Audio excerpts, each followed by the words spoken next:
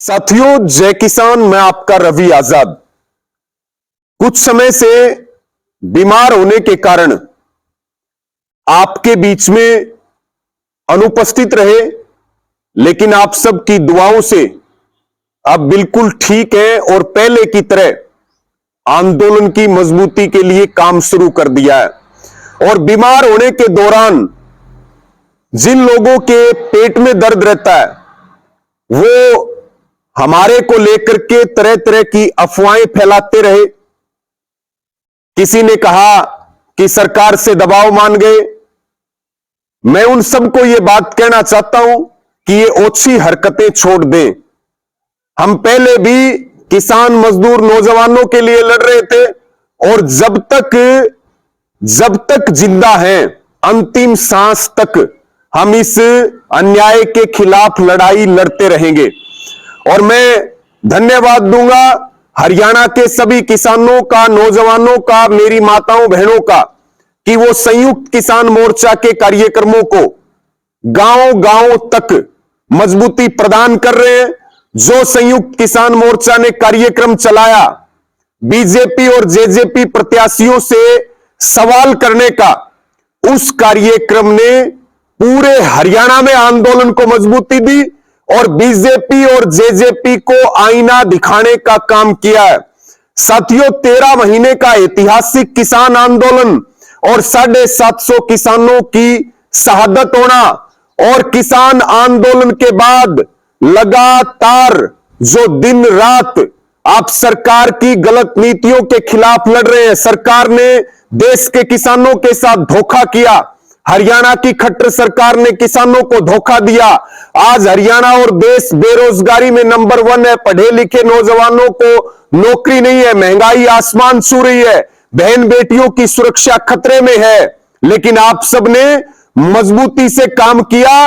ये जो सवाल पूछने का कार्यक्रम है, इसको सभी से अपील है कि इस कार्यक्रम को लगातार आप जारी रख रहे हैं, इसको जारी रखिए, क्योंकि लोकसभा का चुनाव सिर पर है। हरियाणा में 25 मई को वोटिंग होनी है और उससे पहले हम अपनी कमर कस लें। मेरी सभी किसानों से, नौजवानों से, मेरी माताओं बहनों से अपील है कि जो संघर्ष आपने किसान आंदोलन से शुरू किया, आज उसको अंजाम तक पहुंचाने का समय आ गया है।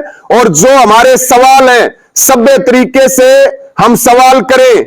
एमएसपी गारंटी कानून क्यों नहीं बनाया? देश के किसानों की कर्जा माफी क्यों नहीं हुई? बृजभूषण शरण सिंह के बेटे को टिकट क्यों दिया गया?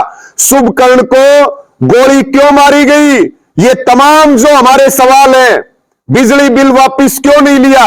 इन सारे सवालों को आप बीजेपी के प्रत्याशियों से, जेजेपी के प्रत्याशियों से पूछने का काम करें। इस बात का सब ध्यान रखें कि किसी प्रकार के टकराव से बचें। हमें किसी भी कीमत पे भाईचारा खराब नहीं करना है। हमें किसी भी प्रकार से सरकार के चुंगल में नहीं फंसना है। साथियों, पूरा देश बीजेपी की सच्चाई जान चुका है, आरएसएस की सच्चाई जान चुका है। और ये जो मलाई खा करके जो जेजेपी पार्टी अलग हुई है, जो अब विरोध का वोट काटने के मकसद से काम कर रही है, इनको भी सबक सिखाने का काम करें। ये जेजेपी वाले जो हरियाणा के किसानों और नौजवानों के गद्दार हैं, इनको भी औकात दिखाने का काम करेंगे। जो संयुक्त किसान मोर्चा ने तय किया है 14 मार्च को दिल्ली की रैली में, रामलीला ग्राउंड से जो संयुक्त किसान मोर्चा ने अपील की कि बीजेपी का विरोध करो, इसकी पोल खोलो और इसे दंडित करो। इसको लेकर के संयुक्त किसान मोर्चा का स्पष्ट फैसला है लोकसभा चुनाव को लेकर के कि हमें एक एक वोट बीजेपी के खिलाफ डालना है, क्योंकि आज लड़ाई लोकतंत्र को बचाने की है, संविधान को बचाने की है। आज लड़ाई फसल और नस्ल को बचाने की है। एक एक वोट बीजेपी के खिलाफ डालने का काम करें, डलवाने का काम करें। और हमें वोट कहां देना है? हमें वोट देना है जो बीजेपी के प्रत्याशी को टक्कर दे रहा है, उसे विरोध का वोट देना है, ताकि वो प्रत्याशी जीते और बीजेपी का प्रत्याशी हार जाए। हम किसी प्रत्याशी का समर्थन नहीं कर रहे, हम किसी पार्टी का भी समर्थन नहीं कर रहे, क्योंकि हम आंदोलन के लोग हैं।